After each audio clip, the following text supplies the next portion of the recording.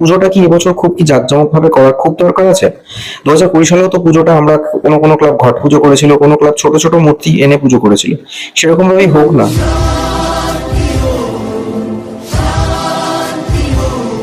আরজি কর নিয়ে তো অলরেডি অনেক সোচ্চার হচ্ছে, বহু মানুষ প্রতিবাদ করছে, তারা নিজেদের মতো করে লোকাল এরিয়াতে মিছিল করছে, পথসভা করছে, প্রতিবাদ করছে।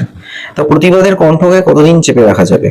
এই প্রতিবাদের কণ্ঠ অবশ্যই একদিন গর্জে উঠবে, এবং আমরা আশা করি যে একদিন সত্যি কে দোষী তার ধরা পড়বেই। কিন্তু এই মতো প্রতিবাদের ভাষাটা এখন এরকম হচ্ছে যে, কিছুদিন আগে আমি একটা পোস্ট করেছিলাম যে পুজোটা কি এবছর খুব কি জাঁকজমক ভাবে করার খুব দরকার আছে।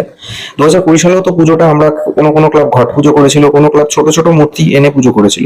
সেরকম ভাবেই হোক না।